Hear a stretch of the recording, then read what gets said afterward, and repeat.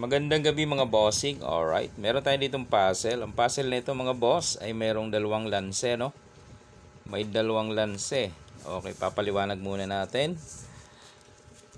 Sulong ang puti, talo ang itim. Walang lugi, lahat ay piyon. Pataas ang puti. Ang itim naman ay pababa, no? Sa ilalim dadama. Okay, ito ang formation. So anong sulong dito ng puti mga bossing? Para talunin niya ang itim. Okay, may dalawang lanse dito eh. Ang key move kasi dito ay dito. Pakain ka rito. Saka pakain ka dito. Yan, dalawang bagay. Maaring dito siya kumain o di kaya ay dito. Okay? Kaya nasabi kong dalawang lanse kasi kahit saan siya kumain ay may lanse. Okay, isa-isahin natin yan. Okay, umpisa natin para klaro. Pakain.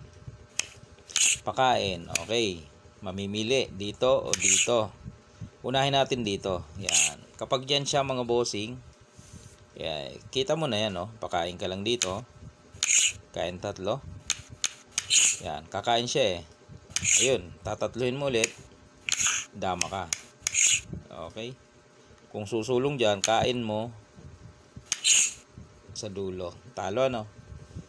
Pag umilag, pwede ka naman dito. Pwede ka dito. Kung dito siya, dito ka lang. Lamang, malaking kalamangan. Bukod sa piyesa, may dama pa. Okay? Pwede nang pabalikin. Okay, balik natin. Kasi dalawa ang kain dun eh. Mamimili siya. Okay, balik natin. Yan, nagpakain tayo. Then nagpakain. Kanina dito sa kabila, paano kung dito naman? Ayan. Kapag dyan naman, same process. Pakain ka lang ulit. Kain siya, kain ka dalawa. Pagkain niya, mabubuksan. So makikita mo ngayon. Ayan o. Dama ka sa dulo. Bilangin mo ang piyesa, 4-4. Lamang ka kasi may dama ka. Okay? O, yan ang sagot sa puzzle na ating topic ngayon, no? Puzzle na dalawang lanse. Okay? May lanse na pala sa ganyang formation mga bossing, no?